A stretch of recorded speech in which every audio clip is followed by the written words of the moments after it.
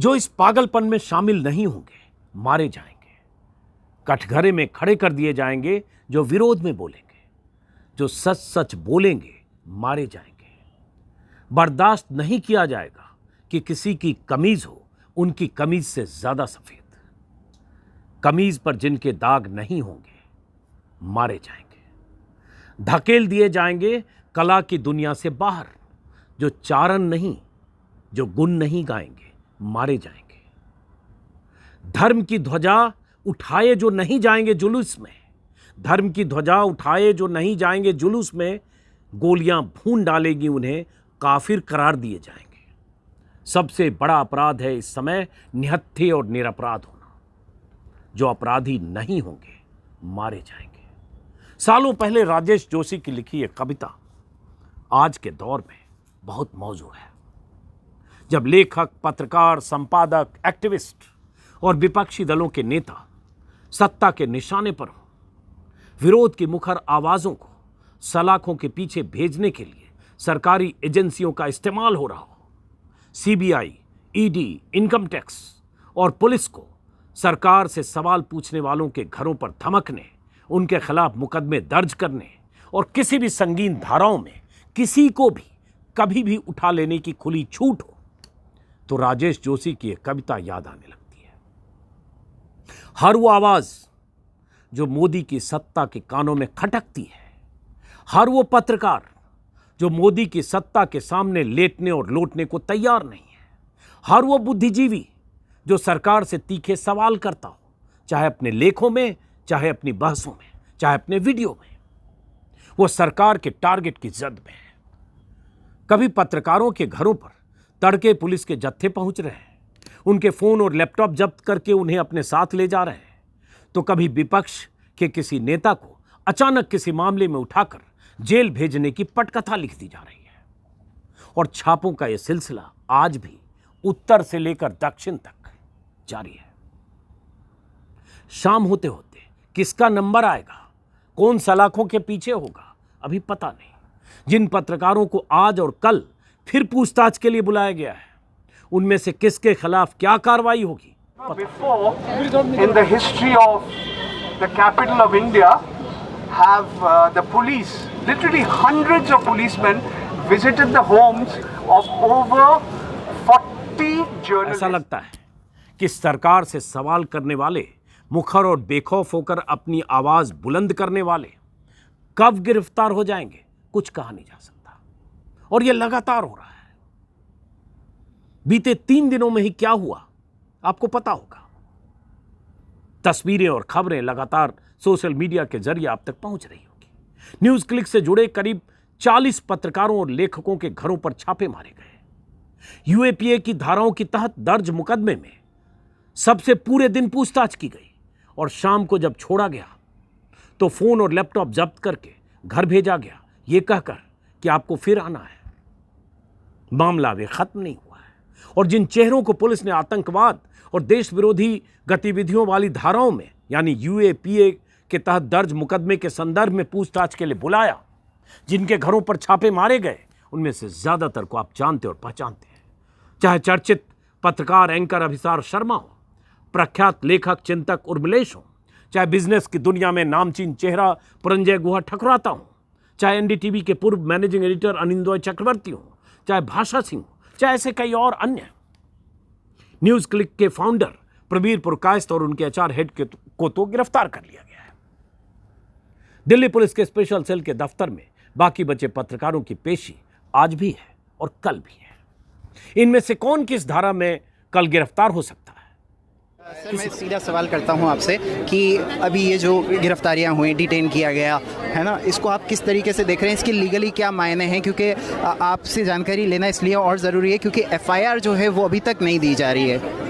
ये देखिए, कई तरह से ये बिल्कुल गैर कानूनी है। पहली बात तो जो जिक्र किया जा रहा है एफआईआर का यूएपीए के तहत, जो कि न्यूज़ क्लिक के ख़िलाफ़ है, वही गैर कानूनी है, क्योंकि इस आरोप पर कि आपने किसी चाइनीज़ नेशनल से फंडिंग ली है, यूएपीए का केस नहीं बनाया जा सकता। कोई यूएपीए का ऑफेंस नहीं बनता, आतंक का कोई ऑफेंस नहीं बनता। ऐसे तो प्रधानमंत्री ने पीएम केयर्स फंड में चाइनीज़ कंपनियों से फंडिंग ली है। अडानी की कंपनियां तो एक चाइनीज़ कंपनी ही चला रही थी, उसकी जो फॉरेन कंपनियां एक चाइनीज़ आदमी ही चला रहा था। तो इसलिए इसके आधार पर यूएपीए का केस नहीं बनाया जा सकता। दूसरी बात, इतने सारे जर्नलिस्ट जो कि इंडिपेंडेंट जर्नलिस्ट हैं, जिन्होंने न्यूज़ क्लिक के साथ कभी कोई एक भी प्रोग्राम किया है, उनके यहाँ आप छापे मार देंगे बगैर एफआईआर दिखाए, बगैर कोई कोर्ट का आदेश दिखाए, उनके लैपटॉप मोबाइल सीज कर लेंगे। ये तो बिल्कुल ही गैरकानूनी है, निजता के अधिकार का उल्लंघन है, बिल्कुल गैरकानूनी है। एकदम क्लियर है कि ये एक बिल्कुल ब्रेजन अटेम्प्ट है सरकार की तरफ से इंडिपेंडेंट मीडिया को डराने धमकाने का। और मुझे नहीं लगता कि ये सक्सीड करेगा। जिस तरह से आज की गैदरिंग है उससे समझ में आ रहा है कि कोई इससे डरेगा नहीं, और उल्टा पब्लिक ओपिनियन पर इसका बिल्कुल उल्टा इफेक्ट होगा। तो सर आपको सोल्यूशन क्या नज़र आता है, लीगली क्या सोल्यूशन है इसका? मेरी राय में इसमें सुप्रीम कोर्ट के दरवाजे खटखटाने चाहिए, क्योंकि इस तरह की दादागिरी बहुत हो गई है, बहुत हो चुकी है। एक तरफ पत्रकारों के खिलाफ दमन की कार्रवाई और दूसरी तरफ इंडिया गठबंधन के नेताओं के खिलाफ ईडी और सीबीआई के छापे, गिरफ्तारियां और सलाखों के पीछे भेजने की तैयारियां। विपक्ष के खिलाफ मोदी सरकार की एजेंसियां कैसे काम कर रही है, किसी से यह बात छिपी नहीं है। कल देर शाम में आम आदमी पार्टी के सांसद संजय सिंह की गिरफ्तारी शराब घोटाले में सरकारी गवाह बने एक शख्स के बयान के आधार पर हुई। आदिशी, लगातार तीसरे नेता हैं आपके जो अरेस्ट हो गए हैं, क्या कहेंगी, क्या कारण हो सकता है इसके विषय? पिछले 4 दिन से हमारे देश में एक अघोषित आपातकाल लागू हो गया है। सबसे पहले देश के वरिष्ठ पत्रकारों के घरों में छापे पड़े, उनको अरेस्ट किया गया, उनके लैपटॉप्स फोन सीज करे गए। दूसरे दिन टीएमसी के सांसदों को घसीट के गिरफ्तार कर लिया। तीसरे दिन संजय सिंह के घर पे छापा पड़ता है, कुछ नहीं मिलता फिर भी उनको अरेस्ट कर लेते हैं। आज डीएमके के नेताओं के घर पे छापे पड़ रहे हैं, शायद उनको भी अरेस्ट कर लेंगे। ये क्या है? ये अपने सारे विरोधियों को चुप करने की साजिश है, ये उनकी तानाशाही है, ये भारतीय जनता पार्टी की बौखलाहट है, क्योंकि उन्हें पता है कि आने वाला लोकसभा चुनाव वो इंडिया अलायंस के हाथों हार रहे हैं। और आज कई राज्यों में ईडी के छापे चल रहे हैं, आगे विस्तार से आपको बताऊंगा। जाहिर है सभी छापे विपक्ष शासित राज्यों में विपक्ष के नेताओं के खिलाफ है। विपक्ष के पीछे मोदी सरकार की एजेंसियां लगातार पड़ी हैं। विस्तार से बताने से पहले मैं चाहता हूं पत्रकार और पत्रकारिता पर खतरे की बात पहले कर लें, क्योंकि हम सब उसके किरदार हैं, खतरे की जद में। दिल्ली प्रेस क्लब पर कल पत्रकारों के खिलाफ हो रही इस कार्रवाई के विरोध में सैकड़ों पत्रकार जुटे, लेकिन देश के टीवी चैनलों के चेहरे, एंकर, पत्रकार, रिपोर्टर वहां नहीं थे। प्रिंट के बहुत से पत्रकार थे, लेकिन टीवी के चेहरे नहीं थे। वो ट्विटर पर जरूर थे और पत्रकारों के खिलाफ कार्रवाई को खुले तौर पर समर्थन करते हुए सीधे सीधे सरकार के साथ थे और घोषित कर रहे थे कि ये जो हो रहा है, जिन पत्रकारों के खिलाफ छापेमारी हुई है, जिन पत्रकारों के खिलाफ पुलिस कार्रवाई हो रही है, वो सही है। ऐसा इस देश में पहली बार हुआ है। बहुत कुछ इस देश ने देखा है, इमरजेंसी के दिनों में भी, उसके पहले भी, उसके बाद भी, लेकिन ये दौर पहली बार है कि पत्रकार दो खेमे में है। एक खेमा वो जो सरकार से सवाल पूछ रहा है, मोदी की सत्ता के सामने झुकने, सरेंडर करने, चुप रहने को तैयार नहीं है, और एक खेमा वो जो मोदी की सरकार, मोदी की सत्ता के साथ प्रवक्ता की तरह खड़ा हो गया है और अपनी बिरादरी और अपनी जमात के लोगों को ही खलनायक, देशद्रोही, दलाल, चीनी पाकिस्तानी एजेंट और देश का दुश्मन साबित करने की मुहिम का हिस्सा बन गया है। क्यों हो रहा है और ये हो रहा है तो इसकी वजह क्या है, इसको समझने की जरूरत है। और आज अगर जद में पूरा विपक्ष है, विपक्षी दलों के नेता हैं, वो कौन सी मानसिकता है? बात करेंगे मदर ऑफ डेमोक्रेसी की, और डेमोक्रेसी में सिर्फ अपने पत्रकार चाहिए, अपना मीडिया संस्थान चाहिए, अपने समर्थक चाहिए, अपने हिसाब से पार्टियां चाहिए। तो समझिए देश कहां जा रहा है।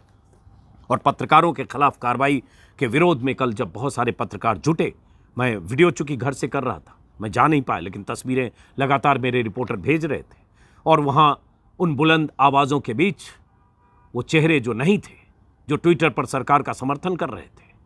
अब ये देखना होगा कि आगे आने वाले दिनों में सरकार का रवैया क्या होता है। लेकिन कल ही 4 पन्ने की एक चिट्ठी चीफ जस्टिस ऑफ इंडिया को लिखी गई 16 पत्रकार संगठनों की तरफ से, और पत्रकारों की तरफ से सुप्रीम कोर्ट से गुहार लगाई गई है चीफ जस्टिस से, क्योंकि उम्मीद, आखिरी उम्मीद चीफ जस्टिस ऑफ इंडिया है। चीफ जस्टिस ऑफ इंडिया से पत्रकारों ने कहा है कि प्रेस की स्वतंत्रता की सुरक्षा अब आपके हाथ में है।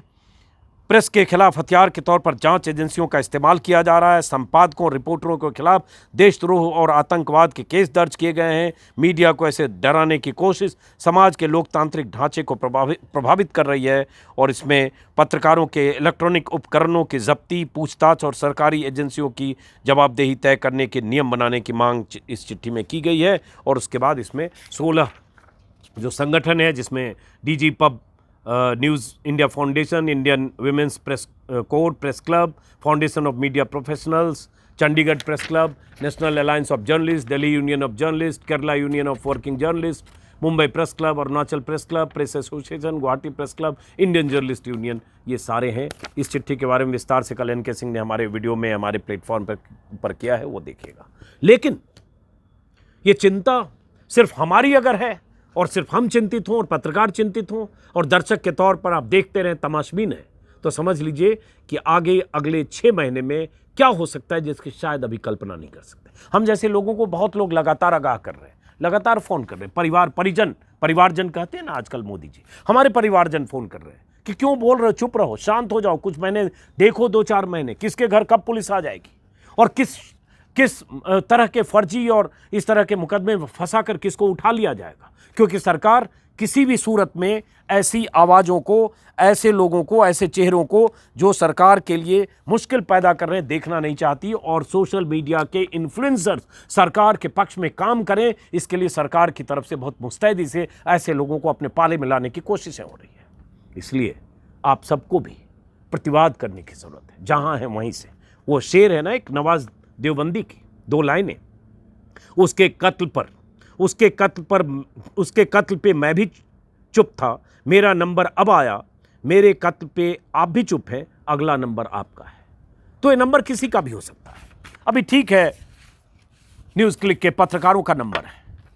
उसके बाद विपक्ष के नेताओं के साथ जो हो रहा है और जिस ढंग से विपक्ष के नेताओं को टारगेट किया जा रहा है, वो किसी से ये बात छुपी है क्या? सारे आंकड़े गवाही देते हैं, और उन आंकड़ों पर भी अभी आऊँगा और गिरफ्तारियों पर भी आऊँगा। और उससे पहले मैं चाहूँगा कि एक वीडियो जो आज सुबह मैं आज तक चैनल देखते हुए मैंने उसका कुछ हिस्सा रिकॉर्ड किया, वो वीडियो कुछ सेकंड का वीडियो आप सुनिए। 2 वीडियो, एक प्रधानमंत्री मोदी के भाषण का हिस्सा जो अभी उन्होंने चुनावी रैली में तेलंगाना में कहा, और उससे पहले एक मीनाक्षी लेखी केंद्रीय मंत्री हैं, क्या कह रही है जरा सुनिए। और ये इसलिए सुना रहा हूँ कि सिर्फ सवाल न पत्रकारिता का है न विपक्ष का है, वो तमाम लोग चाहे किसी भी फील्ड में काम कर रहे हैं, सरकार के लिए अगर चुनौती है, अगर सरकार की मुखर आलोचना करते हैं और उससे सरकार की सेहत पर अगर फर्क पड़ता है, वही आवाज़ कुंद की जानी है और उन्हीं आवाज़ को दबाने की कोशिश है, एजेंसियों का इस्तेमाल है। मीनाक्षी लेखी ने आज कहा, वीडियो आज कल का होगा, वीडियो मैंने जो देखा कुछ सेकंड का ये वीडियो है, जरा सुनिए पहले ये वीडियो आप।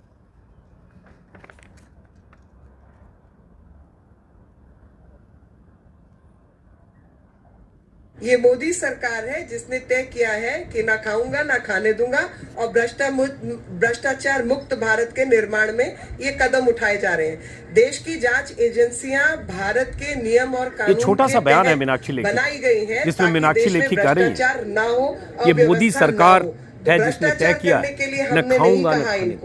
भ्रष्टाचार मुक्त भारत के निर्माण में एक कदम जांच भी होगी। देश की जांच एजेंसियां भारत के नियम कानून के तहत बनाई गई। मोदी सरकार का ने तय किया है न खाऊंगा न खाने दूंगा।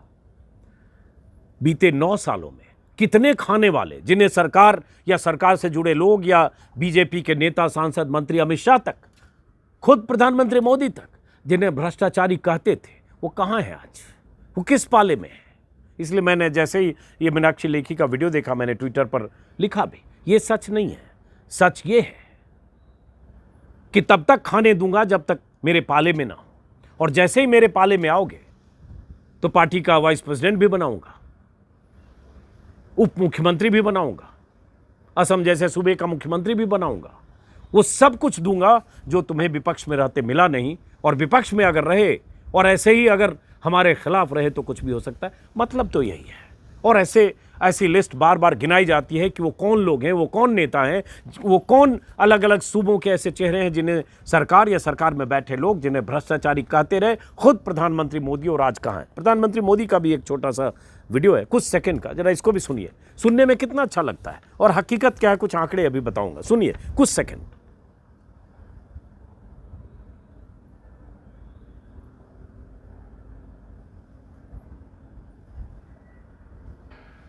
कोई भ्रष्टाचारी, मोदी जी ने कहा कोई भ्रष्टाचारी मेरे बगल में बैठकर मेरा ताप नहीं सहन सकता, कोई सहन नहीं कर सकता। मेरे बगल में और ये बैठ ऐसा ही करके कुछ मेरा उन्होंने ताप कहा था। सहन मोदी के नहीं कर गारंटी सकता है भ्रष्टाचार खत्म करेंगे भोपाल या एमपी की किसी सभा में, शायद भोपाल में ही। और उसके 5 दिन के भीतर अजीत पवार बीजेपी के साथ साझा सरकार में शामिल हो गए, जिस अजीत पवार के सिंचाई घोटाले पर प्रधानमंत्री मोदी भाषण दे रहे थे। और ये लिस्ट बहुत लंबी है, उस पर हम लोग बहुत बार बात कर चुके हैं। महाराष्ट्र की साझा सरकार में हो या असम में हो या बंगाल में हो, ऐसी लंबी लिस्ट है। लेकिन विपक्ष के साथ ये सरकार कैसे पेश आती है। और संजय सिंह की गिरफ्तारी सिर्फ ये कह देने से और सारे चैनल उस हिसाब से सरकार की तरफ से जो खबर दी गई उसके हिसाब से चलाने लगे कि शराब घोटाले में गिरफ्तारी हुई, सिर्फ इतनी बात नहीं है। उसमें एक शख्स सरकारी गवाह बना, दिनेश अरोरा नाम का शख्स, जिसे ईडी ने पकड़ा। आरोप पत्र के हिसाब से दिनेश अरोरा ने संजय सिंह का नाम लिया। उसने कहा किसी पार्टी में, किसी रेस्तरां में संजय सिंह से मुलाकात हुई थी। संजय सिंह ने ही फिर उसकी मुलाकात केजरीवाल से कराई, फिर मनीष सिसोदिया से कराई। फिर दिनेश ने यह भी बताया कि उसने पार्टी फंड के लिए 80-82 लाख का चेक दिया और इस तरह की कहानी। लेकिन वो सरकारी गवाह बना है। और सरकारी गवाह कैसे बनता है और किन परिस्थितियों में कई बार लोग सरकारी गवाह बनते हैं, इसको समझने की बात है। और ऐसी जिसको थोड़ी समझदारी हो समझ सकते हैं। लेकिन सवाल संजय सिंह का है ही नहीं।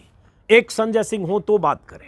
लिस्ट अगर देखेंगे बीते 9 सालों की एक लिस्ट है, जिस पर मैंने कई बार वीडियो पहले भी बनाया है, जिस लिस्ट में एक्सप्रेस ने छापा था कि कैसे सिर्फ और सिर्फ विपक्ष के नेता सरकार की एजेंसियों के शिकार होते हैं। उस लिस्ट पर आने से पहले आज का सिर्फ अपडेट आपको बता दें कि आज कल के छापों के बाद पश्चिम बंगाल में छापे आज चल रहे हैं। पश्चिम बंगाल में एक मंत्री के आवास समेत 13 ठिकानों पर छापे चल रहे हैं, जो ईडी की छापेमारी चल रही है।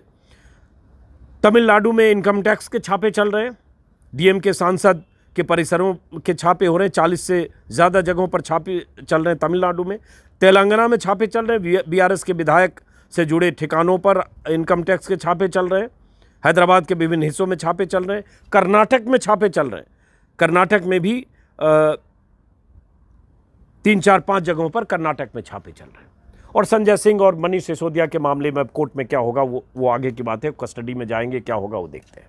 तो ये लगातार एक तरफ छापे विपक्षी शासित राज्यों में। और उसके बाद अगर देखेंगे, मैं बार बार अपने वीडियो में कहता हूँ, 12 से ज़्यादा राज्यों में तो बीजेपी की भी सरकारें हैं। क्या वहाँ एब्सोल्यूट ऑनेस्टी है, कोई करप्शन नहीं है कि या ईडी और सीबीआई इनकम टैक्स को जहाँ बीजेपी की सरकारें वो पता ही नहीं मालूम है। वो सूबे भारत के नक्शे से बाहर हैं। उस सूबे में न कोई मंत्री है, न मुख्यमंत्री है, और कहीं कोई करप्शन एकदम जीरो। ईडी और ये एजेंसियां सिर्फ और सिर्फ विपक्ष को टारगेट कर रही हैं। इसके सबूत आंकड़े की शक्ल में गवाही देते हैं। अब उसको ये कहें कि हम भ्रष्टाचार खत्म कर रहे हैं। एक्सप्रेस ने पिछले साल ही सितंबर में एक आंकड़ा छापा था ईडी और सीबीआई के हवाले से कि कितने मामले ईडी ने विपक्ष के नेताओं के खिलाफ दर्ज किए और कितने पक्ष, मतलब बीजेपी के नेताओं के खिलाफ या बीजेपी से जुड़े लोगों के खिलाफ। 2014 से लेकर अगर आगे देखेंगे, चूंकि अभी 23 में है लेकिन 22 का आंकड़ा है कि 4 गुना मामला बढ़ा ईडी ने जो कार्रवाई की पॉलिटिशियंस के खिलाफ, जिसमें 95% विपक्ष के नेता हैं, विपक्षी दलों से जुड़े हैं। वही आंकड़ा है कि 121 पॉलिटिकल लीडर्स 2014 के बाद ईडी के रडार में आए एनडीए कार्यकाल में, जिसमें 115 अपोजिशन है। 121 में से 115 विपक्ष, 6 बीजेपी और रिलायंस। सोचिए 95% विपक्ष के नेता हैं। वैसे ही यूपीए में अगर जाएंगे तो ये स्थितियां ठीक उल्टी है। यूपीए में उल्टी मतलब वहां भी विपक्ष के नेता थे लेकिन बराबर। यूपीए काल में 2004 से 2014 के बीच 26 पॉलिटिकल लीडर्स ईडी के नेट में, ईडी के रडार में आए, जिसमें 14 अपोजिशन के नेता थे, 12 कांग्रेस और रिलायंस के। ये आंकड़ा ईडी का है। वैसे सीबीआई का भी उसी तरह का एक्सप्रेस ने छापा था कि सीबीआई के मामले में भी अगर देखेंगे 2014 से लेकर अब तक 2022 का ये आंकड़ा है कि एनडीए के कार्यकाल में 2014 से लेकर 9 सालों में, 8.5-9 सालों में 124 पॉलिटिकल लीडर्स सीबीआई के दायरे में आए, सीबीआई के शिकंजे में आए, जिसमें 118 विपक्ष के नेता थे, 6 बीजेपी और दूसरे के। तो ये स्थिति एनडीए के कार्यकाल में है। और इसका आंकड़ा दूसरा ये भी है कि इसमें 9 साल में सिर्फ 9 मामले में ही ईडी दोषी साबित कर पाई, जिन्हें पकड़ा। और डेटा के मुताबिक भास्कर ने छापा है कि ईडी ने मनी लॉन्ड्रिंग के मामले में मार्च 2011 से 2020 के बीच 1700 जगह दबिश दी, 1596 मामलों की जांच की, लेकिन इस दौरान ईडी ने सिर्फ 9 मामलों में दोष सिद्ध कर पाई ईडी। इनमें से ज़्यादातर लो प्रोफाइल केस थे। 8 साल में ईडी ने जितने मामले दर्ज किए उसमें ज़्यादा विपक्ष के हैं। यूपीए में ईडी के रडार पर 53% विपक्षी थे यूपीए के समय, 53% और अब 95%। तो इससे आप अंदाज़ा लगा सकते हैं कि विपक्षी दलों के प्रति सरकार का रवैया या सरकार की एजेंसियों का रवैया क्या है। अब अगर ये कोई कह दे, जैसे बीजेपी के नेताओं के बयान लगातार आ रहे हैं कि सरकार की एजेंसियां अपने हिसाब से काम कर रही हैं, स्वतंत्र हैं, जैसे मीनाक्षी लेखी ने कहा देश की एजेंसियां भारत के नियम के कानून के हिसाब से काम कर रही हैं।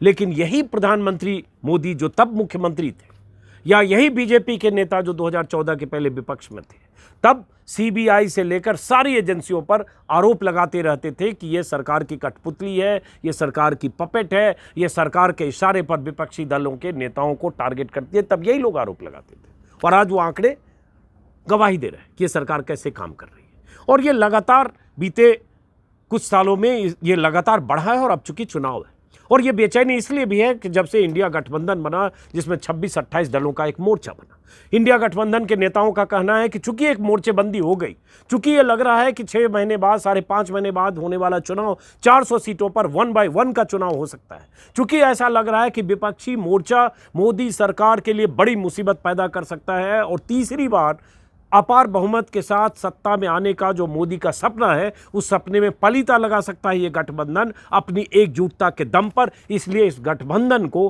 किसी भी ढंग से सरकार डराकर, उसके नेताओं को सलाखों के पीछे भेजकर, कुछ फाइलें खोजकर, कुछ सरकारी गवाह तैयार करके किसी भी ढंग से 2-3 बड़े बड़े नेताओं को अंदर करना चाहते। हो सकता है अरविंद केजरीवाल भी कुछ दिनों में कहीं ईडी के शिकंजे में जेल में चले गए। अभिषेक बनर्जी का नंबर है, 9 तारीख को पेशी है। पश्चिम बंगाल में शिकंजा मजबूत किया जा रहा है, बिहार में, झारखंड में, तमिलनाडु, आज जिक्र किया कर्नाटक, सब जगह छापे चल रहे हैं। तो ये सिलसिला बहुत तेज होने वाला है। तो अब क्या है, एक तरफ विपक्ष है जिन्हें आपको कमज़ोर करना है, जिनकी स्थिति अगर मजबूत हो रही है, जो सत्ता के लिए चुनौती है, जो 6 महीने बाद होने वाले, 5.5 महीने बाद होने वाले चुनाव में मोदी के लिए मजबूत चुनौती बनकर उनकी ज़मीन खिसका सकती है, वहाँ आपको चोट करना है।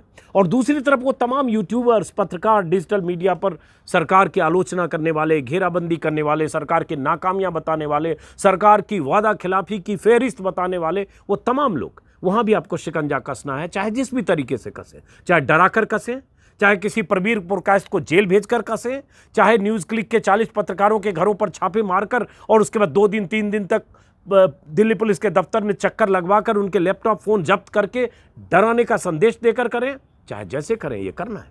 प्रवीर पुरकायस्थ के मामले में मैं नहीं जानता न्यूज़ क्लिक की फंडिंग में कितनी गड़बड़ी है, नहीं है, ये जांच करे एजेंसियां। और ईडी जांच 2021 से कर रही है। कल परसों भी बोला अगर 2 साल से जांच कर रही थी एजेंसी, तो आज तक सारी बात होकर सामने क्यों नहीं आई। अचानक यूएपीए के तहत मुकदमा दर्ज अगस्त में, 17 अगस्त को क्यों हुआ, एक बात। दूसरी बात, बहुत सारे लोग ट्विटर पर लिख रहे हैं कि अगर प्रवीर पुरकायस्थ जो न्यूज़ क्लिक के फाउंडर हैं, 2 हिस्से हैं, एक न्यूज़ क्लिक के फाउंडर्स और दूसरा न्यूज़ क्लिक के लिए कंट्रीब्यूट करने वाले जो फ्रीलांसर्स हैं, चाहे अभिसार शर्मा और उर्मिलेश या जितने लोग, जो कोई शो करता था, कोई लिखता था, कोई नौकरी करता था, कोई वेबसाइट के लिए, कोई यूट्यूब के लिए, उनको उसके बदले, उनके काम के बदले पैसा मिलता। ये हिस्सा है कंट्रीब्यूटर्स का, फ्रीलांसर्स का। आपने वहाँ भी दबिश दी, उन्हें भी उठाकर ले गए।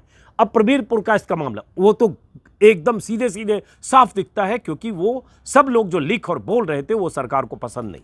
और दूसरी तरफ प्रवीर पुरकायस्थ, उन्हें किसी नोवेल राय सिंघम ने, जो अमेरिकी बिजनेसमैन है, अरबपति अमेरिकी बिजनेसमैन, कथित तौर पर जिसका रिश्ता चीन से है, कुछ ऐसे ईमेल और ये सब सर्कुलेशन में है जो ईडी के हवाले से, तो बहुत सारे लोग ट्विटर पर करें, फिर तो सबसे पहले नोवेल राय सिंघम को, जो अमेरिकी कारोबारी है, उसे आप उस लिस्ट में उसको डालिए जो भारत के लिए थ्रेट लिस्ट है, भारत के लिए खतरे वाले जो लोग हैं या भारत के दुश्मन जो लोग हैं, टेररिस्ट की जो लिस्ट है उसमें डालिए।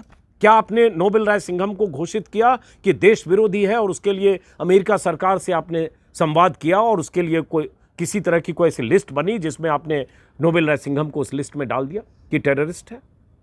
और नोबेल राय सिंघम ने अगर पैसा दिया, 38 करोड़ का जिक्र आ रहा है, तो उसकी जांच दो साल पहले शुरू हुई, 2 साल तक अभी इस नतीजे पर पहुंची क्यों नहीं कि अब आपने 2 साल बाद यूएपीए के तहत मुकदमा दर्ज किया? अब इसमें पेच क्या है? पेच ये है और फंसाने की तैयारी ये है कि जो लोग लिख और बोल रहे थे न्यूज़ क्लिक में, जो किसान आंदोलन पर रिपोर्ट कर रहे थे, जो शाहीन बाग के समय रिपोर्ट कर रहे थे, जो दिल्ली दंगों के समय रिपोर्ट कर रहे थे, जो जेएनयू में हुई हिंसा के समय रिपोर्ट कर रहे थे, या जो ऐसे किसी भी आंदोलन, जन आंदोलन, सरकार के खिलाफ जन आक्रोश की आवाज़ों को रिपोर्ट कर रहे थे, सरकार वहाँ फंसाने की कोशिश ये करेगी कि ये जो लिख और बोल रहे थे ये इसलिए बोल रहे थे क्योंकि न्यूज़ क्लिक से इन्हें लिखने, बोलने या एंकर करने के लिए पैसे मिल रहे थे, और न्यूज़ क्लिक को जो पैसे आ रहे थे वो नोबेल राय सिंघम दे रहा था, और नोबेल राय सिंघम का चीन का कनेक्शन है। ये 2.25 साल बाद ये थ्योरी आप ला रहे हैं, तो पहले तो सबसे पहले देश का दुश्मन नोबेल राय सिंघम है, इसको घोषित करिए,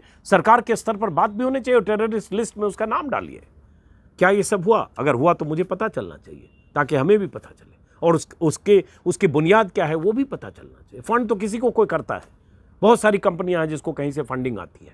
क्या उस फंडिंग को आपने घोषित किया पहले से? उसके जो पैरामीटर्स हैं उसके खिलाफ थे, तो सितंबर 2021 से लेकर अभी सितंबर बीत गया, क्या हो रहा था?